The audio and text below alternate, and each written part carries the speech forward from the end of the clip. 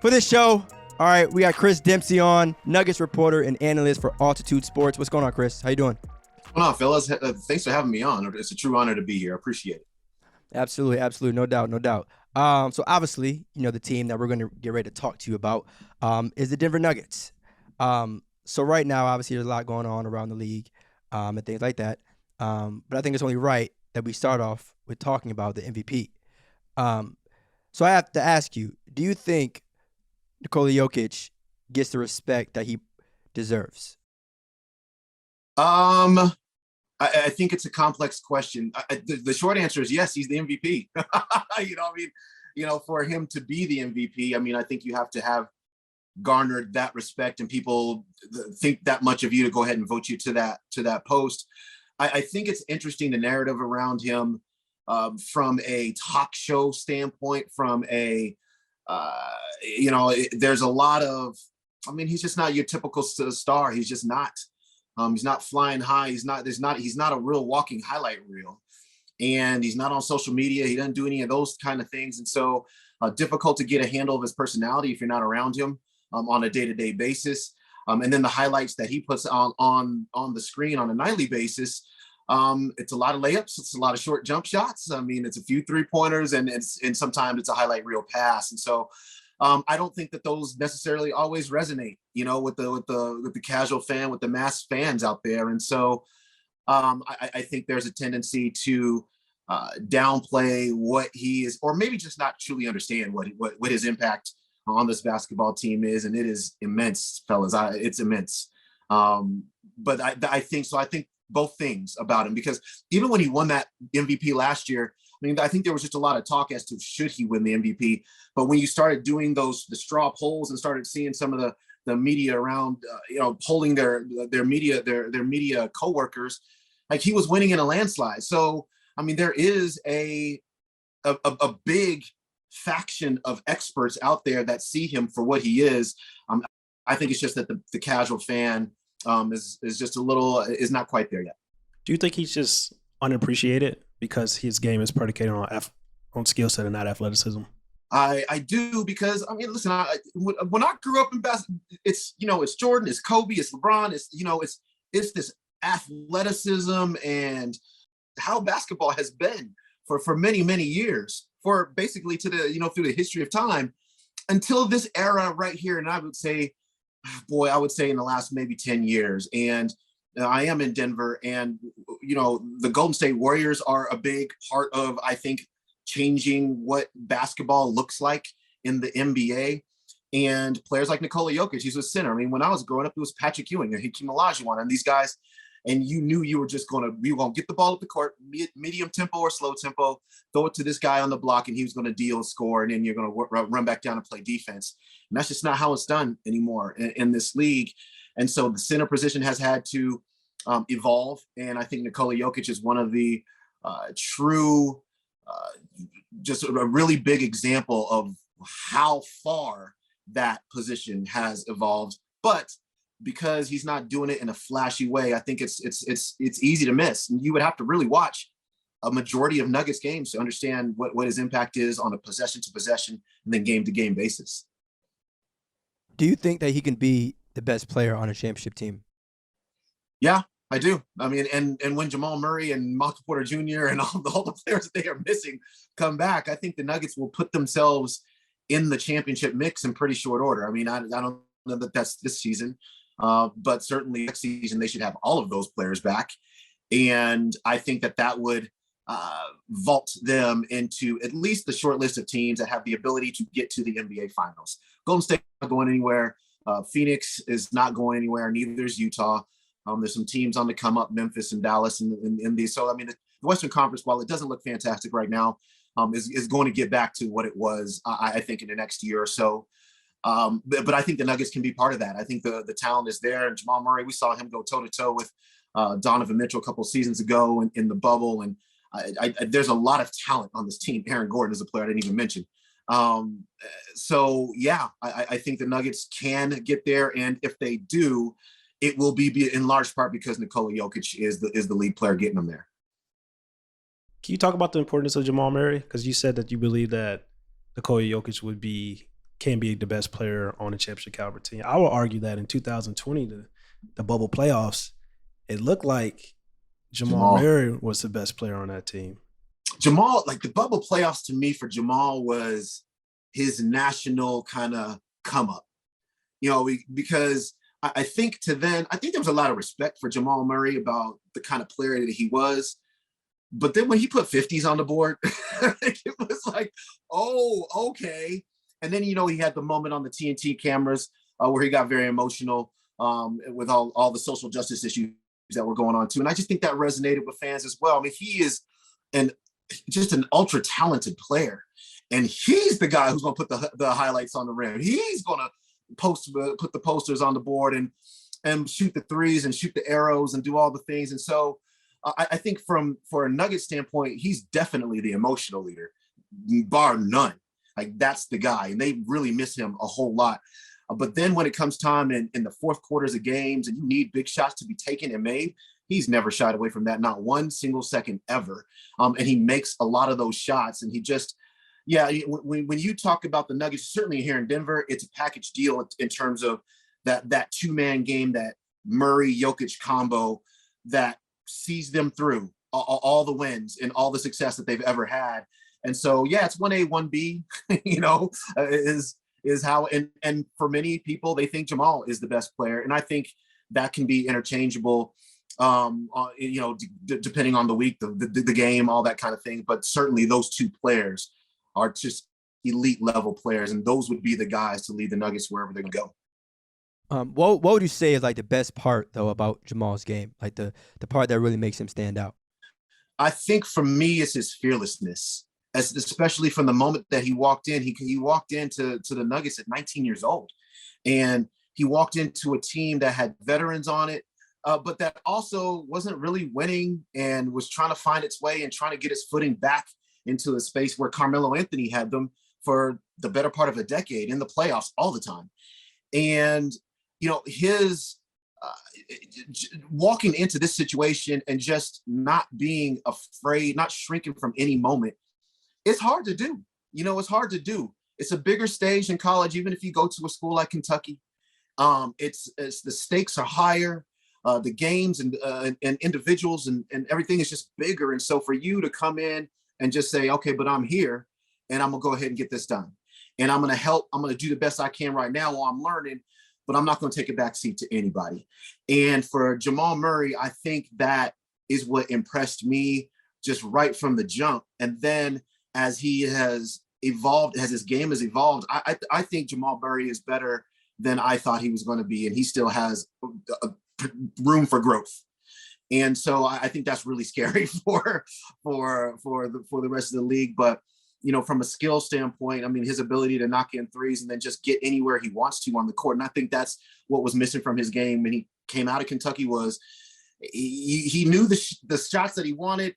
But if you were a defender, you could take him, you can push him to other areas on the court.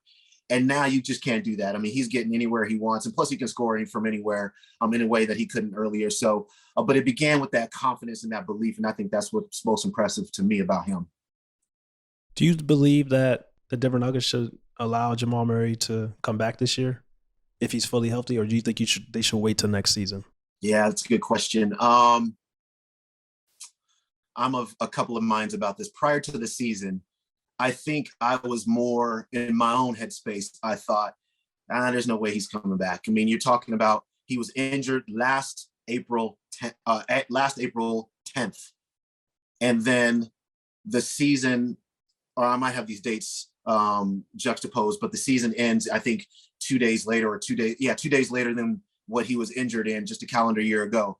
And so for an ACL injury, which we know takes 9 to 12 months, okay, well, 12 months is after this regular season will be over. And so how do you come back from that in any meaningful way this season? All right, so that was before the season.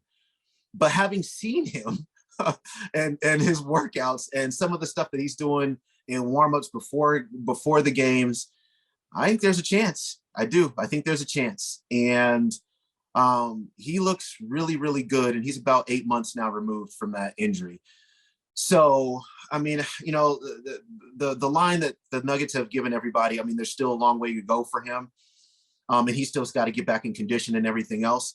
But from a standpoint of we're starting to see him move side to side, which is what I look at when you're talking about ACLs. I mean, the straight line videos and the drop step, vertical jumps. I mean, I think those are all great, but those don't have anything to do with your ACL. And so once I start seeing explosiveness side to side and that kind of stuff, which I have started to see, it has started to change my mind a little bit. So I think there's a chance, but this is also a Nuggets training staff that has been very, very cautious with its players in the past. I mean, they sat Michael Porter Jr. out for his entire rookie season before they allowed him to play. And they're going to keep Michael Porter Jr., I'm sure we'll get to him in a second, out for as long as they need to make sure that his back is okay. But for Jamal Murray, I think that plays into his rehab as well. And so he's going to have to prove to them beyond a shadow of a doubt that he's ready to go. But if there's anybody that can do that, I haven't been around a harder worker in terms of that kind of stuff than Jamal Murray. So I think there's a chance. I really do.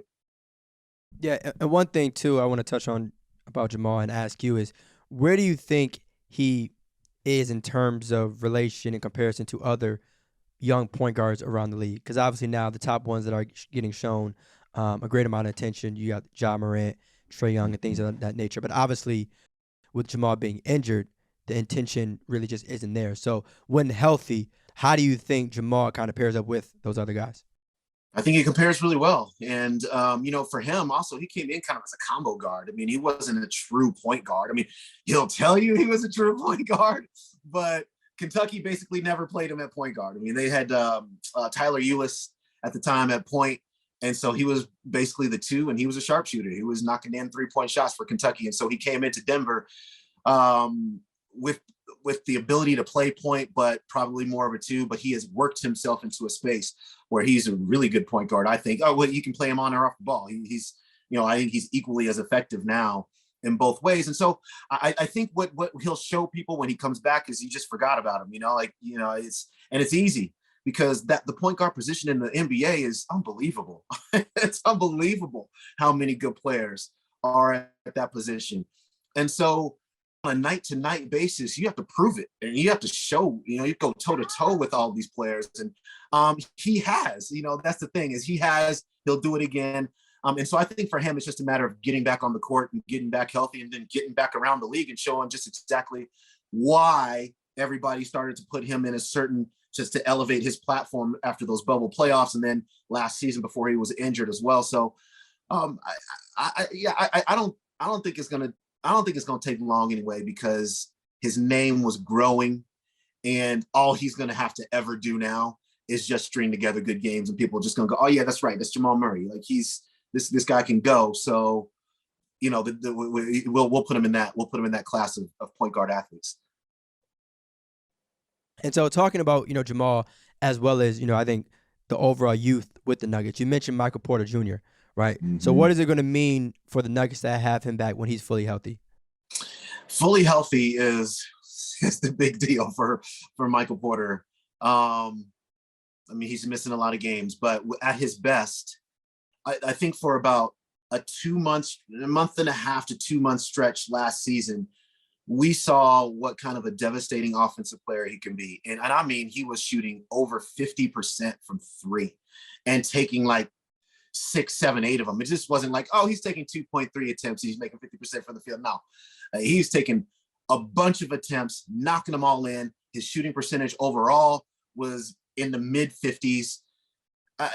He's one of the most gifted offensive players I've ever seen, just in terms of how easily scoring comes to him, how easily and how effortlessly the jump shot, just the form is there. He just knocks them in. He can put 20 points on the board as if it was simple, and it's not simple to do that. It's not simple. So when he's on the court and at his best, along with Jokic and Murray, that's what I think gives the Nuggets a real chance to get themselves to the finals, because I think, especially in this league where you're talking about you need a duo, but it's much better if you have a trio of players that can really put points and production on the board. I think those 3 players would really, really make the Nuggets a dangerous team, but it's going to require Michael Porter to be on the court and to be healthy and to be improving in all the aspects that he needs to improve in. And so he just hasn't been able to do that, for the majority of his career so far, young career. And so for him, I really hope he is able to come back this season and show and put on the court again what he was putting on the court after Jamal Murray's injury prior to the playoffs. Yeah, he's special. I mean, to me, he's like a 7-foot Klay Thompson. Like, he's Yeah. just a sharpshooter. He's really good. My only fear about, even when they're all healthy, you talk about Michael Porter Jr., you talk about Nikola Jokic, you talk about Jamal Murray, is defensively. That's where I see that the Denver Nuggets like continue to struggle throughout the years. Like, what do they need to do to improve their defense as a team overall? But I think that's for the individuals. They got to improve individually. And you know what? It's funny that you say that. I think we started to see improvement there. So the Nuggets in the last couple of seasons have gone through these stretches of the season where if you take this 6-week sample size, they have the number 3 defense in the NBA. If you take this 6-week sample size, they're the number 23 defense in the NBA. And just this roller coaster, are we good this week or are we not good this week, has been a real issue for them. They started off the season, the first month of this season, as the number 1 or 2 defense in the NBA. But as soon as players started dropping off, their defense started dropping off. And so I think for them, it's just a matter of consistency.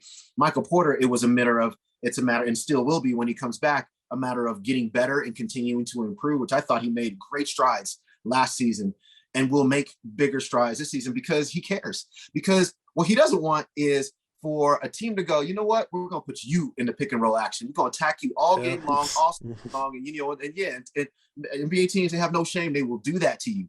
And so if you internalize that and you don't want to be that guy and you take that and use that as fire to improve, you'll improve. And Michael Porter Jr. has all that in him. So I think he'll improve on that end. He will never be a lockdown defender, but that's not what they're looking for. But you can't be a liability on defense, especially when you need to play good team defense as a 5-man unit, where the Nuggets do. Because, I mean, you're not talking about a bunch of teams that a bunch of players that is the glove. But so, if you don't have that, then you have to be tied together as a unit. And so that's one thing that I think that's the individuals have to improve. One thing I'll say about Nikola Jokic, this is by far his best defensive season of his career, by far. And when you look at some of the plays that he's making, and just actually the game last night, he had a 20-20 last night, a couple of block shots. I mean, he's got a couple of game-winning block shots, leading the team in steals. His defensive rating is the best of his career. I think it's top 30 in the NBA individually. So his improvement is a big deal because teams were attacking him a lot in pick and roll situations as well. So that's been big. Monte Morris is a good defender. PJ Dozier, who will not play obviously the rest of the season due to ACL injury, is a good individual defender. So the individuals have to raise their games on that level is what I think, and do it consistently. Aaron Gordon is one of the best defenders in the league, just period. So it's great for them to have him on the roster overall. So we'll see, but consistency has been a problem. There's no doubt about that. Can you talk about Aaron Gordon a little bit in his first full season with the Denver Nuggets? I feel like this is like Aaron Gordon. When he first came to the Denver Nuggets, everybody was like, oh, it's Aaron Gordon. Like, is he going to be like this all-star caliber player? I think he's kind of settled into who he really is right now in the NBA. And I think it's a comfortable role for him. There's the burden on him is not you don't got to score 25 points every night. That's not you don't have to do that. But what you do have to do for the Nuggets is be one of the lead defensive players and then just be very effective offensively. Jokic commands a double team, cut, score. I think he's averaging the highest shooting percentage of his career this year. He just looks very active and very, he looks healthy. And he spoke to this prior to the season. He said in the playoffs last year, he didn't feel himself, that he had just issues, leg and ankle issues that were just robbing him of his explosiveness. And so that is gone and in the past. And then the coaches was kind of like, yo, you're 240 pounds, like use that, and so he's been getting to that on a much more regular basis. He's been great. There was maybe just a few game sample size when it was Jamal, Joker, Aaron Gordon, and MPJ on the court. And one of those games they went to, it was just right after the trade deadline, they went to LA to play the Clippers. And they went and beat the Clippers. And I think it was just an eye-opener to everybody what this team looks like with Aaron Gordon and everybody else on it, because it was just kind of like, whoa. this wasn't depleted Clippers team. Everybody was on the court at the time. And the Nuggets rolled in there and won that game. And Aaron Gordon just gives them just that one more, okay, so these two guys may not be having their best game, but this guy is having his best game. And this guy, we can switch him in action onto anybody on the court. He can pretty much just guard 1 through 5. And he's been just a true asset to the team. And I mean, they rewarded him for it with the contract in the offseason, but he will even make more sense on the roster when they get everybody back because of what he can do and how then the talent will be distributed once everybody's back. So even when you talk about collectively, right, the entire team, what would you say is the Nuggets' ceiling as well as their floor this year? This year, boy, I mean, I guess I wouldn't be. I mean, I think their floor is out of the playoffs. I mean, that's the floor because they've just lost too many players sometimes to look at them and go, it's another reason why you look at Nikola Jokic and you go, I mean, if he wasn't on the court right now, it might get really ugly, and right now they're sitting at 18-18 as we're recording this and just trying to tread water and do what they can to stay afloat in a Western Conference that outside of the top 3 teams, nobody's leaving you. I mean, they're still like 5th or 6th in the conference, so they're doing just fine until they can get their players and quite frankly, their coaching staff back as well, who a great many of those guys are out with health and safety protocols. But I think the floor probably is out of the playoffs. If every other team got really good and they're just not able to maintain any kind of consistency in winning. I think the ceiling would be 4th. I mean, I think the top 3 are the top 3. It's Golden State, it's Utah, and it's Phoenix, and that's it. And now it's looking like Memphis is trying to run away with that number 4 spot. And if they're able to do that, okay, well then 5th would be the. But I think for me, I will wait until Memphis proves it over the course of the season. And so if the Nuggets can get healthy quickly, could they make a run at that 4th spot as the ceiling to get into the playoffs? Yeah, I think they could. But maybe that's a lot more wishful thinking, but that's a ceiling.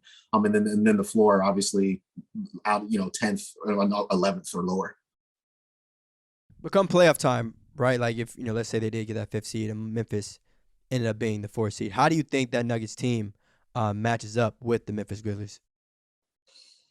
Well, they've had pretty good success against them, actually.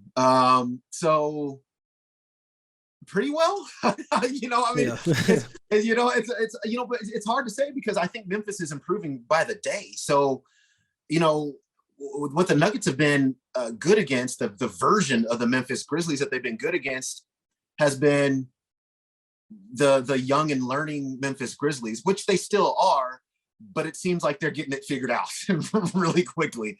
And it's really, quite honestly, I think it's fun to watch, man. I think they're a fun basketball team to watch, and there's so many young players, and they're getting it, and they play such a fun style. It's just completely different from what it used to be there with Mike Conley and Marcus Gasol and that grit and grind and grindhouse, all that kind of stuff. Slow it down, just beat you up. That's not how it works anymore there, man. Space you out, get into the open court, get downhill, and finish at the rim.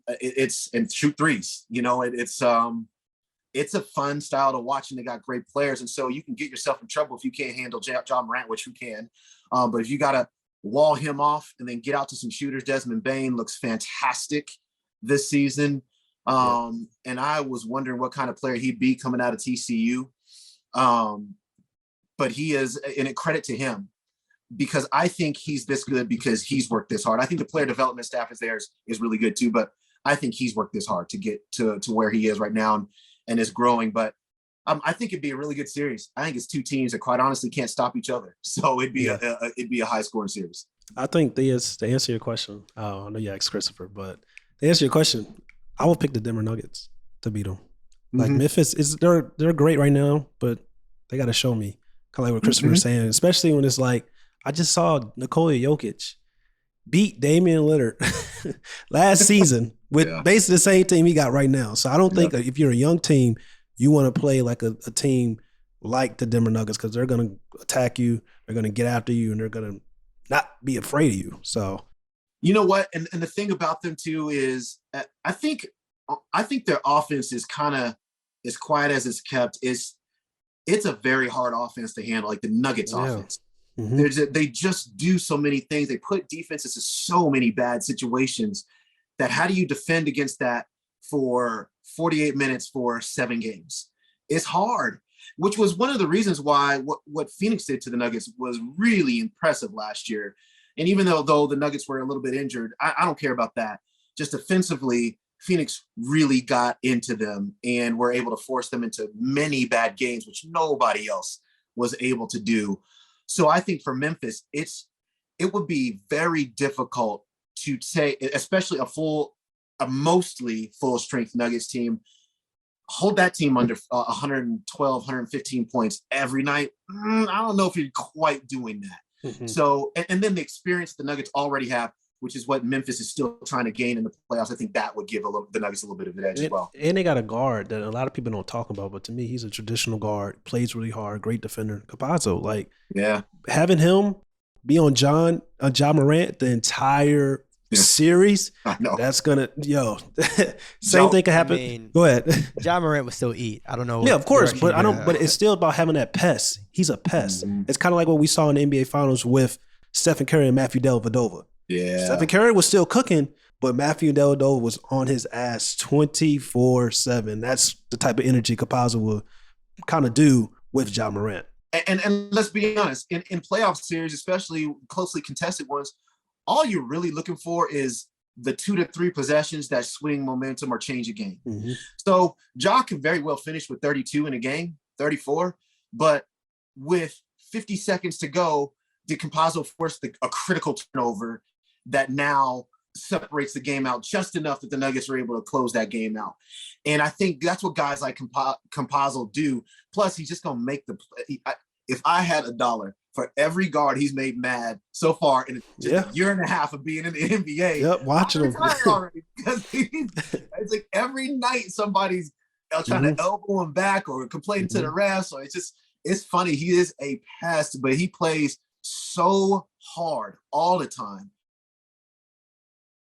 The Nuggets he's been an interesting player to watch. And I think for him, he's starting to get into this space where he's offensively, he understands the system now, understands his teammates, can really run the offense. And if he can just score any kind of consistently, not to the 20 points level, 15, just make sure that the defense didn't look at you at the 3-point line and go, yeah, I ain't guarding him. Mm-hmm. If they have to take steps towards you, now when that ball hits you, now you can get down on the closeout. You can get into the teeth of the defense, and now everything starts to happen. All the rotations start to happen. You find somebody that's open. And you're really putting the defense in a tough situation. So I think Campazzo is really starting to grow into his best NBA self, just literally right now, and it's pretty fun to watch. And when we talk about that matchup, going against Ja and just overall point guards as a whole, Ahmad, you brought up the idea of what Jokic did last season and just his overall playoff success. But what does that mean, though? Like to know that Jokic is still capable of winning even without, a couple of his top players. I think what it does. See, I separate players out, the great players out into a couple of categories. One, you have the great players that just produce every night, 20, 25 points, 12 rebounds, the 11, 12, 13 assists, just high shooting percentages. They do this every night because they're just that great. Then you have the players who produce like that, and it almost always equals wins. Winners versus just productive players. And for Nikola Jokic, his production almost always equals victories. And for the Nuggets to be 18-18 right now is 99% due to the fact that this dude comes out every single night and puts not just production on the board, but winning plays on the board throughout a game, at the end of games. Leadership is the best I've ever seen it of his career. And I know it's easy for people to look at a record and just go, but they're 500. So how good could he really be? This team would have maybe 10 wins if he wasn't on the court. That's a fact. And so for him, it just the winning component is massive. And then the production that he puts on the court to be able to get the Nuggets to spaces where they can pull games out, can wins, I think is immeasurable. It's immeasurable. And then when everybody's on the court, now you're talking about a 50 win plus win team. That's what you're talking about when everybody's on the court. And so for Nikola Jokic, it's to me, it's the very definition of value. When you talk about most valuable, how are you getting your team to the finish line, crossing the finish line? And for him, it's so I've watched him do this over and over and over again. I know what they can be. I know why they are, what they are right now.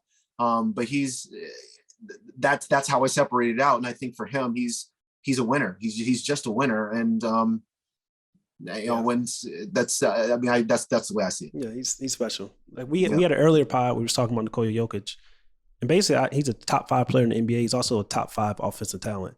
Like he's a rare breed. He's one of those guys that can play with any situation, like LeBron James, Giannis, Luka. They're going to produce, and they're also going to help you win. Like he's at what is Nikola average? He's averaged like 25, shooting 56 from the field, 35% for the 3-point line, 14 rebounds, 7 assists per game. Like that production right there, that's about 40 points of production on a nightly basis that he's just giving you himself. Yeah. And that's not even talking about him being a point center and controlling the offense. Like he's special. Like I said, he's a top 5 player in the game right now and a top 5 offensive talent. It's that simple. Yeah, it is that simple. You look at you look at some of the so the Nuggets got through playing Utah, and Rudy Gobert didn't play in this game, but Rudy Gobert is a 2-time Defensive Player of the Year. Nikola Jokic, his last 7 games against Rudy Gobert, he's averaging 31 points per game, 31. And like Rudy he's elite defensively, but it gives you an idea of just how good Nikola Jokic is. Because when you can put a defensive player of that caliber who pretty much shuts everybody else down on the court and he can't do anything with you, like 31 points per game on almost 50% shooting from the field, he ain't stopping them at all. And so that's what we're talking about with Nikola Jokic. And, it's he's grown into this space. He wasn't always in this space, but he has grown into this space. And now he's one of, you look at the player efficiency rating, he's number 1. That's, and one of the greatest player efficiency ratings of all time to this point anyway. And so, anyways, yeah, he does all the things for the Nuggets, and they owe him a lot. Ahmad, how do you feel about that statistic about how Jokic plays against Rudy Gobert? I want to hear what you have to say about. I mean, I'm not as what? I'm not as high on Rudy Gobert as a lot of people. It doesn't really surprise me, but I mean, Rudy Gobert, he's still a great rim protector. So it's just kind of like if Nikola Jokic is in the post and dominating, and Rudy Gobert, his best attribute is rim protecting, and Nikola Jokic is still dominating. It's just like you still got to give like Nikola Jokic credit. Yeah. You don't like Rudy Gobert? No, I don't. It's not that I like. I'm just. I say, here's what I heard. You don't like Rudy Gobert. Yeah, it was a whole lot of. I don't like Rudy Gobert. No, okay. I'm not as high. I'm just not as high as on those Defensive Player of the Year awards and using defensive analytics and stuff like that. I think that is a very dicey stat. Like even you talked about Nikola Jokic, like the defensive analytics and stuff like that. Like he's improved. He's improved defensively, but at the same time, you still want Nikola Jokic in the pick and roll. Like if you're offensive, that's the game plan. Like we want to get Nikola Jokic in the pick and roll going downhill. Oh, well, defensively. Okay. Defensively. Yeah. Okay. Yeah, because I see, because you got to put somebody in it, right? So so there does become a point at which you got to go, okay, if hypothetically, if all 5 players are at least average to good in pick and roll coverage, then you're still just going to pick out the player that you feel you might still be able to get an advantage with, even if the instances at which you could gain an advantage are less now than they would have been in the past. And I think so. If you have the choice of putting Aaron Gordon in a pick and roll or Nikola Jokic in a pick and roll, you're going to put Nikola Jokic in a pick and roll. You're going to mess with Aaron Gordon. But I think for the Nuggets, from their standpoint, they're not looking at Nikola Jokic and going, "Yeah, we're toast in this action now." And so it doesn't matter to me though. With Nikola Jokic, I think he's the only, because I always me and Theus have this conversation all the time. Yeah, I feel like when you're 3, 4, or 5, that's your position in the NBA. I feel like you need to guard more so than the 1 and 2. Mm-hmm. But when Nikola Jokic, he's responsible for so much for the Denver Nuggets. Like if it's defensively like is bad, rating is bad, or he's not giving this all on the defensive side of the court, I really don't have a problem with it because he's responsible for everything that's going well and positive. That's with this roster. That's also with Michael Porter Jr. and Jamal Murray. Like he's in the action. He's creating plays for them. So it's just kind of like defensively, it doesn't really matter with me with Nikola Jokic. This is the very argument I had with Carmelo Anthony when he played with the Nuggets, because in Denver, he would get killed by the fans. He doesn't play any defense. How come he doesn't give more often? I'm like, this dude's scoring 30 a night.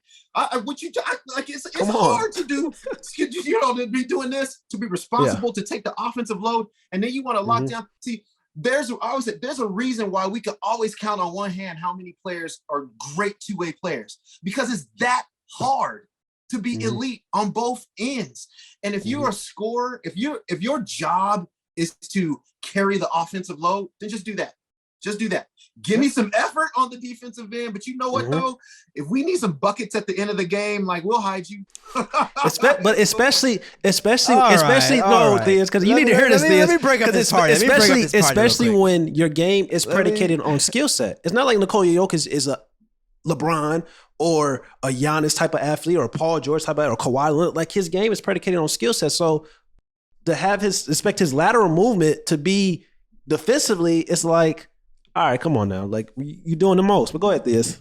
Oh, yeah. I just want to break up this, and this anti-defense conversation that we're having right now. It's not. Let's just break that. So let's talk about it real quick. All right. So I see what you all are saying, of course, right? Like if you're doing that much on the offensive end, the least your team could do is like kind of pick up the defensive slack. I get it. But at the same time, we have to acknowledge that some of the most recent like finals MVPs and just overall have been like two-way guys, or guys that get it done on both sides of the basketball court, right? And so I understand it. I get it. At the end of the day, no one can be energetic for 48 minutes. That's tough to do. But at the same time, I don't think it's too much to ask for a little bit of defense to be played. And that's not directed at Jokic or Melo or anyone specifically, but just the idea of like, even though you are putting the ball in the basket and scoring 30, if the person you are guarding is scoring 30, who the hell cares? I'm just saying, this is just simple math. Yeah. So I get it, but it's basketball. It's not just offense and then it's defense. It's combined. So there's got to be some sort of defensive element where we acknowledge, like, all right, we appreciate the scoring, but a little bit of defense, I don't think it's too much to ask. Well, defense and your best example right now is Giannis. I don't want to say that, but yeah. I mean, he gets it done on both ends of the court. But that's why I think. But that's why my point is those players are truly a cut above, like literally a cut above, because it's so hard to be elite on both ends. We can count them. It's Giannis. It's Kawhi. I don't know. Who else? Paul George. Yeah, it's not a long list. It's not a long list. No, it's not. It can't be a long list because of the effort that it takes on both ends to be that great. It's just only something that a few players over the history of the game couldn't even do. And so I think what we're asking the rest of the great offensive players to do is just elevate your defensive game to a level where you're not just getting attacked and you're not creating real liability for your team on the defensive end. We've seen Steph Curry have to get better on the defensive end. We've seen Nikola Jokic get better on the defensive end. Like, these are some players we hope that James Harden continues to get better on the defensive end. I don't know. But that's why I think those players are amazing because of what it takes. But I also do love defensive analytics. I love them. I'm not a big fan of them. I love them. The reason I'm not a big fan, because I can point to Giannis winning Defensive Player of the Year that year that he won. When he was off the court, and Brook Lopez was on the court, the team had a better defensive overall rating. So it's just like, are you telling me that the Milwaukee Bucks were a better defensive team when Giannis was off the court, when Brook Lopez was on the court? So it's just kind of like, it's a very dicey stat to me. Well, okay. Yeah, I get it. I would say this. So when I was growing up and coming up, the defensive player of the year was just like whoever had the most blocks or whoever had the most steals. So, okay, but it's if you getting blown by like 12 times a game. I mean, are you really that great a defensive player? Or if you are a great weak side shot blocker, okay, that's good. But are you really the best defensive player? And I think what the analytics give you a chance to do is lend some credence to possession ability to be able to be stout possession to possession. So it gives you the ability to appreciate a Patrick Beverley more, the ability to appreciate a Drew Holiday more, guys who might not be putting up enormous steals numbers or whatever, but like you're not getting past them. Like that front line of defense, you don't have to have a rim protector in a real way because who's getting in there? Like nobody's getting in there, and or fewer people are getting in there, I should say. And that's, I think that matters. And I think to be able to quantify that in some way, I think it's a big deal. So you should marry that with now your blocks, steals, those kind of deflections, those kinds of things.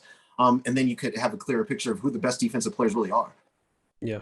Yeah, I mean, that's true. Go ahead, and I mean, I think you made a great point earlier too, Chris, is that like, you're not asking guys to be the greatest defender ever. Just do enough that, again, you're not always getting scored on the other end. Like just don't be a liability. You don't gotta be Kawhi, you don't gotta be Hakeem Olajuwon. Just don't be a liability. Don't be a player that they can just attack in the pick roll every single time. But yeah, go ahead, Ahmad. It's also a long regular season. I think people tend to forget that because when you see to me, defense is 90% effort, 10% skill. Like in the playoffs, like I've seen Trae Young really get after it defensively. I've seen Stephen Curry really get after it defensively. But in the regular season, when it's 82 games, and it's just like we know that in the playoffs the game slows down because more a half-court game. It's just kind of like that's when you see like defense is really important, and some guys are just stand out more than others. But like most of these NBA players, when it matters the most, they'll give effort, they'll guard and stuff like that. So that's why I never really get so worried about like defense during the regular season because I know in the playoffs, 9 times out of 10, everybody's going to be going 100% all the time defensively. Yeah. Yeah. And then, how effective are you at that point in time? It's interesting, the point about the regular season, because, I think the best teams are able to conjure that energy up. Let's just call it most nights. Nobody can do that every night. But, then also, are your habits good enough? If you haven't created the good habits during the regular season, are they good? Can you just flip that switch in the playoffs? Or should you have given yourself a better foundation to be able to flip that switch in the playoffs? And so I think that's what some of these teams struggle with. Like Golden State's a good defensive team all the time. They're right now, you're looking at them being top 5 in defense, top 5 in offense. And that's when they were winning titles. It's just exactly what they always were. And so, you got to give teams like that credit for being able to just put that on the court the majority of the regular season and then still have the energy and then raise that up to the next level in the playoffs to go along with the offense. I think it's one of the things that makes Golden State truly great. They don't just play one. We concentrate on the one side because the one side is the flashy side, but they're also not just a sieve on the defensive end of the court. They stop teams. And even when they lose, they just lost to the Dallas Mavericks. I think they only scored 82 points. It was the night that Dirk just got his jersey raised to the rafters there. But Dallas scored 99. And on any given night, you put 99 on the board, you're losing that game. And so I guess my point is that even in a game where they didn't score, their defense would have been good enough on any other night for them to win that game. I mean, and so you got to be able to put that on the court. I think more often than not, create those good habits and then just have that level raised in the playoffs. But you're right. I mean, if it's January 7th, Tuesday, you just flew in the night before, you're susceptible to not having a great game. Playing the Orlando Magic, Indiana Pacers, Oh, man. Sacramento Kings. Like, oh, let's go so hard. Like, Oh my goodness. these guys are NBA players or human. It tends to happen. Unnecessary shade. Unnecessary shade. It's crazy because you mentioned Dirk Nowitzki and he just retired, and that's a player that I kind of feel like Nikola Jokic really reminds me of, especially when I just feel like Nikola Jokic is going to get one, similar to how Dirk got one. When we talk about like a championship, like that's what I feel Nikola Jokic is going to do. So I wanted to ask you, what are some things you think needs to happen for Nikola Jokic to crack that top 5 international players of all time list? Yeah, I just think it's all winning, at this point, because I think the production will be there. The thing about the one thing that I worry about, worry is a little strong of a word, but I think Nikola is the kind of dude who can just one day go, all right, cool. I played and I'm leaving. I'm done playing basketball. I think he is a great competitor on the court. Basketball is not his end all be all. And so my point is this, for him to put up the numbers, the all-time numbers that you need to put up, you got to play a long time. you have to have a career that spans a lot of years. And the question is how many years will his career span? That's the question that I have. But if it does, he's going to have he's a triple-double machine. Eventually he'll be the Nuggets all-time leading scorer, which Alex English has set that bar so high. But he'll be top 5 probably in the team's rebounds, assists, all these things. And then as an international player, he's already got an MVP, which is huge. But he's got to get to a team to the finals at least, and probably just has to win it, because as a matter of fact, I think I just saw Kendrick Perkins put together his top 5 international players, and if I can remember this correctly, it was Tony Parker was 5. Number 4 was, who was number 4? Can't remember. I forgot. But he had Dirk, Steve Nash. Yeah, no, number 4 was Steve Nash. Dirk Nowitzki was number 3. Yeah, no, I got it. It was, number 1 was Hakeem. Number 2 was Dirk. Number 3 was Giannis. Yeah. Number 4 was Steve Nash. Number 5 was Tony Parker. Tony Parker. Okay. Yep. And so I think for Jokic, he could overtake Tony Parker, but Tony Parker has 5 titles.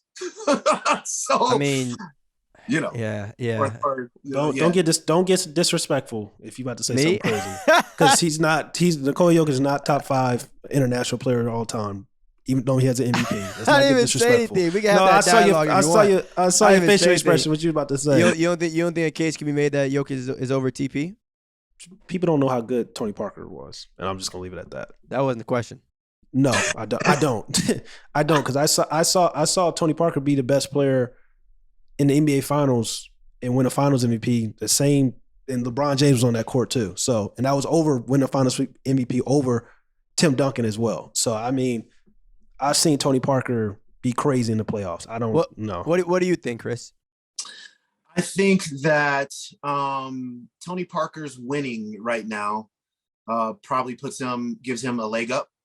But I think that's I'll tell you what, the minute all Jokic will have to do for me is win one. Yeah. And then all the stats will take over, plus a league MVP. And then I would probably just go ahead and put him over Tony Parker. But that is not to say, like, Tony Parker was truly great. And I will say this, what was amazing about Tony Parker to me was his ability to score in the paint at about 6'3", 6'2", not even that. He would literally lead the NBA in points in the paint, like in a league that had Shaq in it. And so he was really great. And those Spurs teams were great. But, the question you could always ask is, was he ever the best player on his own team ever? He was on the finals. He in the finals he was. First of all, we all know in the NBA finals he was. We all know that just because you win the finals MVP does not mean that you are the best player on that team. Right. We all know that. When you do it when it matters the most, it's just kind of like, we all know. Come on now. That just because you win finals MVP does not make you the best. I'm not saying that specific finals he wasn't, but I'm just saying in general. Don't say that just because he won it means that finals that he did win it, he was though. Yeah, I think don't you think it says a little bit more about the however many games you've played in that series? Like, you just had the best 6 games or the best 7 games. Right. Versus that matters. So when we talk about the highest level, though, we're talking about the NBA finals. We're not talking about the Western Conference finals. We're talking about the NBA finals, though. No, true. But he's not better than Tim Duncan. No, it's not better than Tim Duncan. Of course not. Right. Yeah. But I don't know if Tim Duncan wins those rings without Tony Parker. But he did. I mean, you can play that game with did he win one? Every superstar. No, I think I said Tony Parker had 5. I think he's got 3. Yeah. He has. He didn't win the first one with Tim. No, right. That was because he had David Robertson. Yeah, David Robertson. Yeah, everyone has had at least one like other superstar. That's it's impossible. Tony Parker is one of the most underrated. Like, I agree with that. Players of all time. Like, people forget how cold he was because he wasn't super flashy, but it was like every postseason, people were legitimately having questions like, "Yo, is Tony Parker the best point guard in the league?" That happened every postseason. Every postseason, people were like, "Yo, Tony Parker may be the best point guard in the league." And he always made the right play. One thing I loved about him, especially when it came into the playoffs and then the finals, always made the right play. Never gave away a possession. Never, ever gave away a possession. If there's one thing that I just can't stand, even in these NBA playoffs now, is when you just see possessions thrown away. Yeah. And it's just like, oh, I'm going to try this pass. Don't try that pass. Like, that pass is not getting there. Yeah. Like, don't dribble into traffic. You're not getting to the rim. It's going to be a steal. They're going the other way. And with the Spurs, they made you defend. If they had 85 possessions in the game, you damn well better be sure that you defended 80 of them. You were in a battle and they never gave it away. And a lot of that was due to Tony Parker's ability just to control everything, force you to defend. Then he's got the floater. Then he's got the mid-range. He can still hit the 3. He gets you to the rim. He really was underrated. Yeah, I'm not mad at Nikola Jokic being over Tony Parker when he wins a championship, just not right now. I think a better argument is like, will he be over Tony? He should be probably over Tony Parker and Steve Nash, because it's a legitimate argument. I can make that Tony Parker and Steve Nash, like, a lot of people may not agree, but like, I don't know. It's that all right, close to me. All right. I don't know. I don't know if Steve Nash was a better basketball player than Tony Parker. I really don't. I think people get confused with those MVPs that he won over Kobe and won over Shaq, and then like he had a great, really like 4-year run that was really like super phenomenal. Yeah. Tony Parker had a really great like 10-year run of consistency, and a lot of people forget that. He also played with 2 Hall of Famers. He's a Hall of Famer himself. Right. Well, so is Steve Nash. So that argument is you act like Steve Nash. Steve Nash played with Dirk. He played with Amari Stoudemire. He played with Sean Murray. Sean Murray's going up could be a Hall of Famer this year. Who had more season where they were the best player on their team? Steve Nash or Tony Parker? Steve Nash. Steve Nash. But that's just that, and also that had a lot to do with a system as well. Okay, cool. So do you think and I'm not going to use a flip-flop example, but do you think if Tony Parker was the best player on his team at any point in his career as a number 1 option, he would have at least 2 MVPs? It depends is he playing in the Mike D'Antoni system? Sure. Yeah, I think he could have won an MVP. I think a lot of players could have won an MVP in that system. I really do. I think that system helps generate offense and generate stats really, really well. And yet you should still be, it does. First of all, facts. It does. I watched a lot of people get contracts off of that Phoenix team that maybe wouldn't have got contracts. Come on now. But part 2 of that is, yet you still have to have great players to get you to the levels that you need to get to. And that Phoenix team never made the finals. It should have. There was a year that they played against the Spurs and things went awry, I think, with Amari Stoudemire, and I think maybe he was suspended for a game. They had San Antonio dead to rights, and they would have beaten them that year, but they didn't. And so then they never got there. And so you had Steve Nash and Sean Marion and Joe Johnson. Yeah, and like the team had so much talent. But I mean, at the end of the day, it's an interesting argument. It really is. Go look at those head-to-head matchups too with Tony Parker and Steve Nash. Like, people try to pretend like, oh, head-to-head doesn't really matter. Head-to-head back in the day really used to matter. Like, those matchups where those guards were going and like Kobe versus Dwayne Wade. Like, those head-to-head matchups used to matter more than it does right now in this crazy league of up and down pace. I mean, you know why that's the case though, because back then they had this weird concept of, I don't know, guarding each other. They had this weird concept of, the cross matchups. Like, what is that? Nowadays, it's let's make sure this guy guard who's guarding you. Yeah. The best player guard the best player, and we call it a day. who's Yeah. better. Very That's true. simple. That's Now true. everybody want to throw a strategy in the damn mix, and now everybody want to be like, all right, let's make sure he just gets his rest. Yeah. I mean, I get it. You know what I'm saying? Everyone want to be all, well rested and stuff like Them that. I'm just saying, them head-to-head matches I agree. favor TP. I agree. All right. Well, that part. All right. Yeah. But Go look it up. I'm telling you. Stats on. Hey. So, Chris, one of the final questions I have for you, you mentioned Melo, I think, pretty briefly beforehand, but I think when we talk about Nuggets, it's only right that we talk about Carmelo. You have to. If you had to use one word to describe Melo's time in Denver, what would it be? I would say it was franchise changing, which is a compound word, but it's all good. It's all good.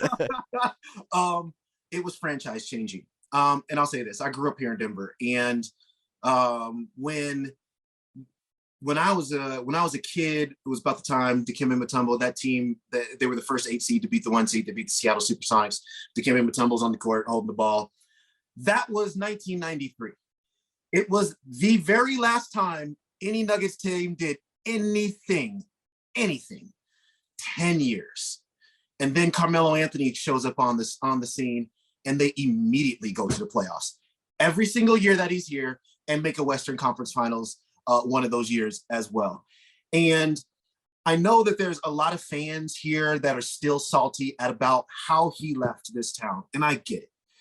But what he did for this franchise, I mean, there were a bunch of casual fans didn't even know this basketball team even existed in Denver. What is Denver? What is this place? There's a team there? Oh, okay.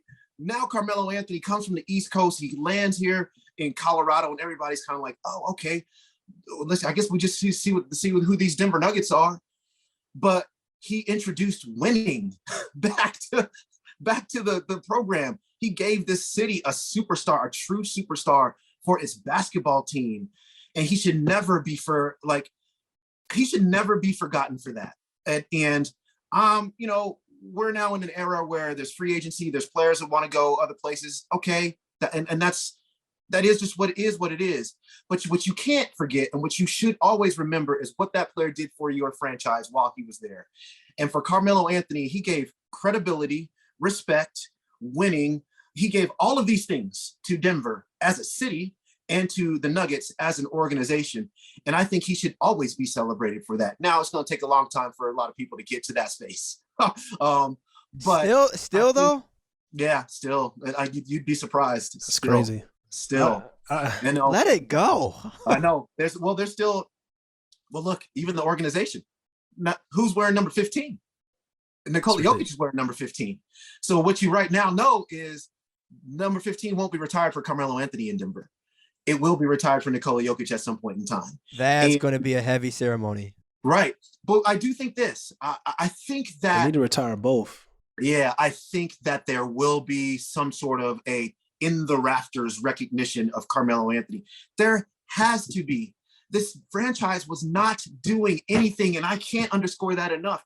It was one terrible season after another. And it just wasn't like, oh, but they were 40 and 42. No, they were like 27 and whatever the math is on up to 82 games. That's what it was, and just no hope all the time. And so I know for me, that's how I'll remember him. And then as I grew into being a media member and able to cover him, he was just one of the best athletes and one of my favorite athletes to cover. To this day, I love him to this day. I'm glad to see him still doing well, playing for the Lakers there. And but yeah, what he did for this franchise was I honestly think it can't be measured. It cannot be measured. And for anybody who didn't go through that period of time of terrible basketball every single year, it's hard to convince a person of that. But he was very, very important to the history and tradition of this franchise. Agreed. I mean, like I said, I just want to ask you that because again, I know people have mixed feelings about Melo and Denver and everything like that with no championship and all that. But like at the end of the day, you said it best. What you can do to a franchise, when you first get there, especially when they haven't really had any type of like recent success, and then especially in a city like that. Yeah. You know what I'm saying? You combine the lack of, team success with being in the city where like it ain't LA. It ain't New York. It ain't the hottest free agency spot. And I hate to say it, but that's just facts.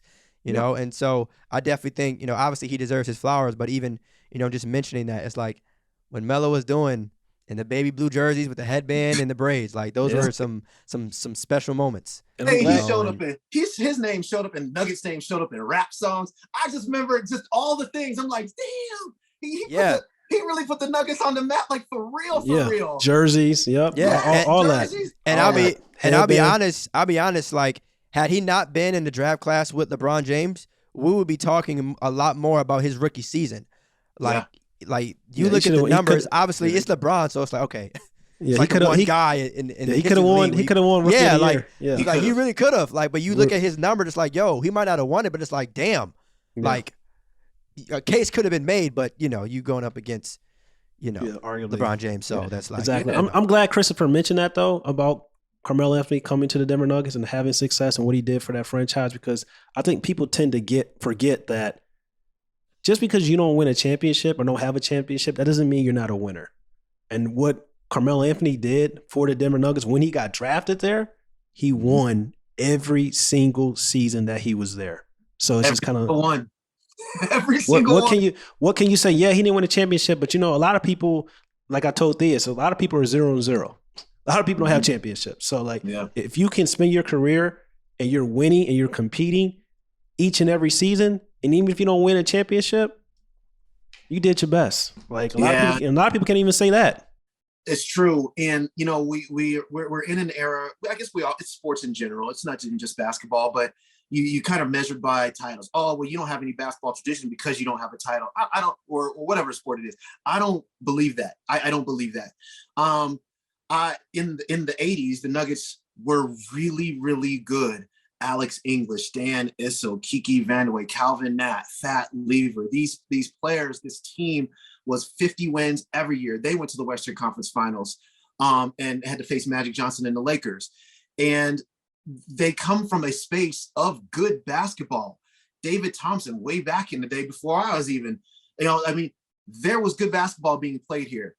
But there was a point in time where there was a bunch of bad basketball being played here. And for the fans now, a great many of them weren't even alive way back in the 80s, so they don't remember that.